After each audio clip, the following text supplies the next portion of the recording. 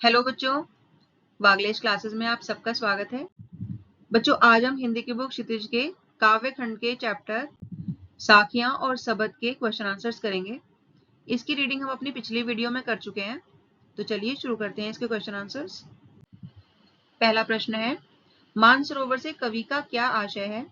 इसका उत्तर है, कबीर मानसरोवर को उस जगह के रूप में प्रस्तुत करते हैं जहां सच्चे भक्त जाकर आत्मिक आनंद प्राप्त करते हैं। वहां पहुंचकर आत्मा इतनी संतुष्ट हो जाती है कि फिर कहीं और जाने की आवश्यकता नहीं होती। अगला प्रश्न है, कवि ने सच्चे प्रेमी की क्या कसौटी बताई है? इसका उत्तर है, सच्चा प्रेमी वह है जो प्रेम में इतना डूबा होता है कि उसके लिए संसार के सारे दुख सुख बेकार हो जाते हैं। प्रेम उसे हर स्थिति में आनंदित बना देता है। पूर्ण समर्पण और अहंकार रहित होना ही सच्चे प्रेम की कसौटी है।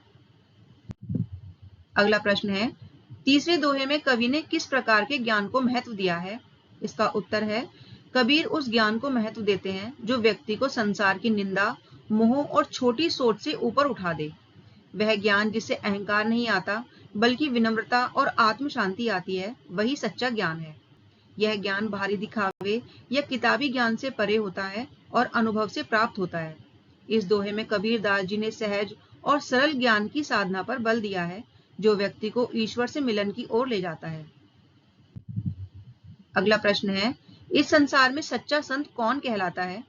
इसका उत्तर है, सच्चा संत वही है जो संसार के पक्ष विपक्ष यानी पक्षपात के झंझटों में नहीं पड़ता, अर्थात किसी के पक्ष या विरोध में नहीं रहता है। जाति, धर्म, ऊंच नीच, अपना पराया जैसी बातों से ऊपर उठकर निष्पक्ष और एकाग्र होकर ईश्वर की भक्ति करता है। ऐसा व्यक्ति ही वास्तव में सुजान यानी सच्चा संत कहलाने योग्य है। अगला प्रश्न है, अंतिम दो दोहों के माध्यम से कबीर ने किस तरह की संकीर्णताओं की ओर संकेत किया है? इसका उत्तर है, कबीर ने अंतिम दो दोहों के माध्यम से यह बताया है कि इंसान अक्सर धर्म, जाति और ऊंचे कुल के घमंड में फंस जाता है, जबकि सच्चाई इससे कहीं ऊपर है। उन्होंने कहा कि जो लोग केवल हिंदू होकर राम या मुसलमान होकर खुदा का नाम लेते हैं, वे सच्चे भक्त नहीं है। सच्चा व्यक्ति वही है जो इन नामों और भेदभावों से ऊपर उठकर ईश्वर को सीधे अपने अनुभव से जानता है। उसी तरह यदि कोई ऊंचे कुल में जन्म लेकर भी अच्छे कर्म नहीं करता, तो उसका कुल किसी काम का नहीं है। जैसे सोने के बर्तन में शराब भरी होने पर निंदनीय होता है, वैसे ही वह व्यक्ति भी सज्जन लोगों द्वारा निंदनीय होता है। अगला प्रश्न है, किसी भी व्यक्ति की पहचान उसके कुल से होती है या उसके कर्मों से? तर्क सहित उत्तर दीजिए। इसका उत्तर है, किसी भी व्यक्ति की पहचान उसके कर्मों से होती है, ना कि उसके कुल से। अगर कोई अच्छे कुल में जन्म लेता है लेकिन उसका व्यवहार और काम अच्छे नहीं होते, तो लोग उसे सम्मान नहीं देते। वहीं अगर कोई साधारण परिवार में जन्म लेकर अच्छे काम करता है, सबकी मदद करता है और ईमानदारी से जीवन जीता है, तो लोग उसे आदर देते हैं। कबीरदास जी भी कहते हैं कि ऊंचे कुल का कोई मतलब नहीं अगर कर्म ऊंचे ना हो। इसलिए हमें जन्म से नहीं, अपने अच्छे कामों से पहचान बनानी चाहिए। अगला प्रश्न है, काव्य सौंदर्य स्पष्ट कीजिए। हस्ती चढ़िए ज्ञान को सहज दुलीचा डारी, स्वान रूप संसार है भूखन दे झक मारी।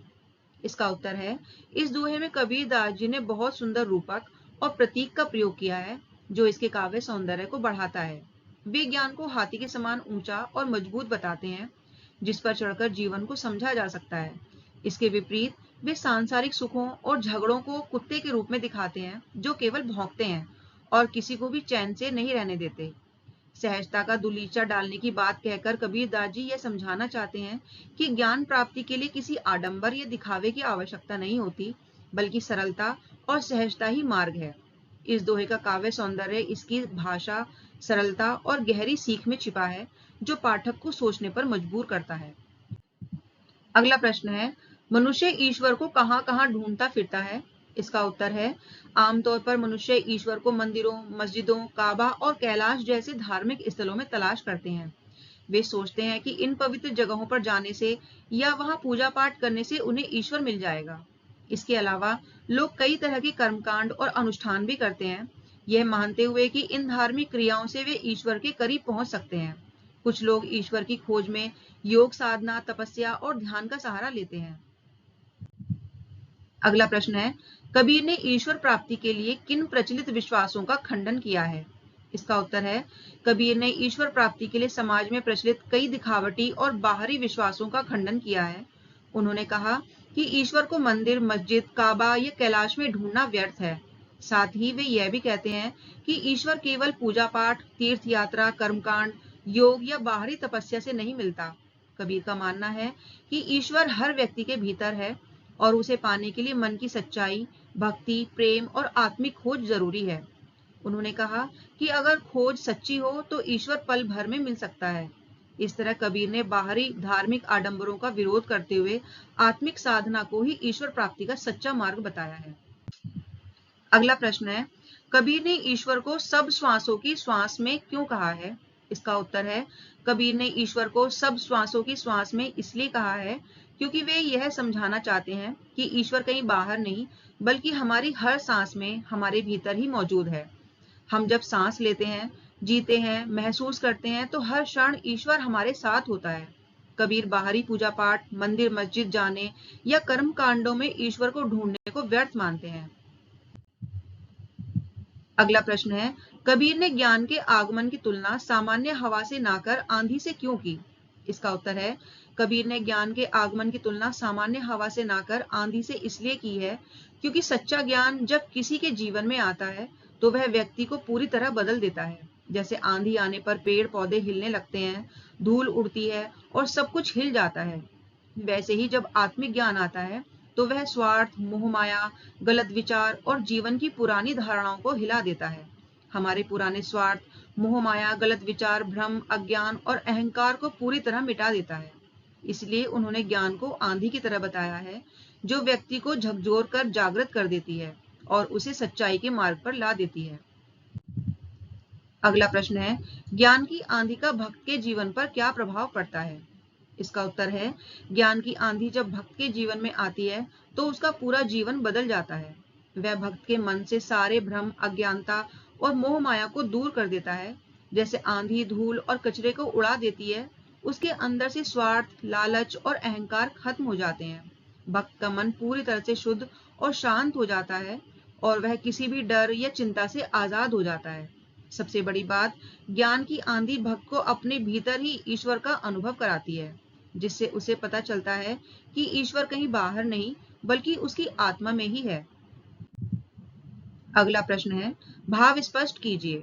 इसका पहला है, हिति चित्त की द्वैथूनी गिरानी, मोह बलिंडा टूटा।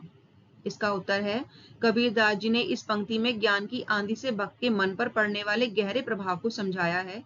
यहाँ उन्होंने मन को एक छप्पर के रूप में कल्पना की है। यहाँ हिति चित्त का अर्थ है स्वार्थ व मन की चंचलता और द्वैत होने का अर्थ है दो खंबे। इसके अलावा बलिंडा वह मोटी लकड़ी होती है जो छप्पर को सहारा देती है।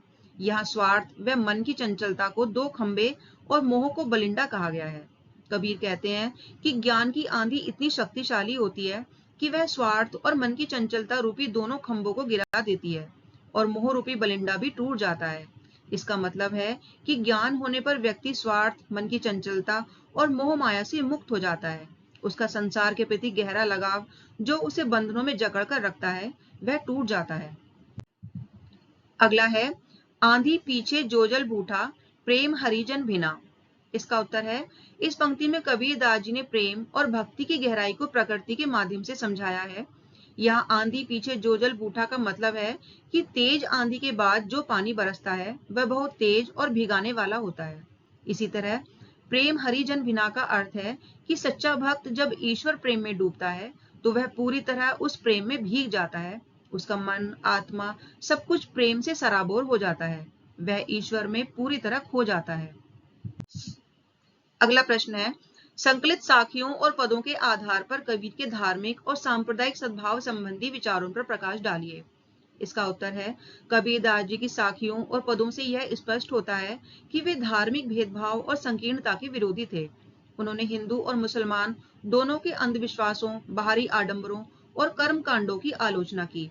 वे यह मानते थे कि ईश्वर मंदिर, मस्जिद, काशी या काबा में नहीं बल्कि हर व्यक्ति के अंदर उसकी हर सांस में मौजूद है। कबीर सच्चे प्रेम, भक्ति और आत्मज्ञान को ही ईश्वर प्राप्ति का मार्ग मानते थे। उन्होंने लोगों को बताया कि जाति, कुल, धर्म या पूजा पद्धति से ईश्वर नहीं मिलता बल्कि निर्मल मन, सच्चे प्रेम और निष्काम भक्ति से ही ईश्वर का मिलना संभव है। इस प्रकार कबीर ने अपने दोहों और पदों के माध्यम से धार्मिक एकता, भाईचारे और मानवता का संदेश दिया, जो आज भी उतना ही प्रासंगिक है। अगला प्रश्न है, निम्नलिखित शब्दों के तत्सम रूप लिखिए। बच्चों यहाँ कुछ शब्द दिए गए हैं, जैसे पखापखी, अनत, जोग, जुगति, बैराग और निरपक्ष। अब इसका उत्तर लिखते हैं। पखापखी का तत्सम रूप होगा पक्ष विपक्ष, अनत का होगा अनंत या अन्यत्र, जोग का होगा योग, जुगति का होगा युक्ति, बैराग का होगा वैराग्य और निरपक्ष का होगा निष्पक्ष। तो बच्चों, इसी के साथ इस लेसन के प्रश्न उत्तर यहीं पर समाप्त हो जाते हैं। आशा करती हूँ आपको सभी प्रश्नों के उत्तर समझ में आए होंगे। अगर आपको ये वीडियो अच्छी लगी है तो वीडियो को लाइक करें और अपने फ्रेंड्स के साथ शेयर करें और चैनल को सब्सक्राइब जरूर करें, जिससे आने वाली वीडियोस आप तक पहुंच सकें। Thank you.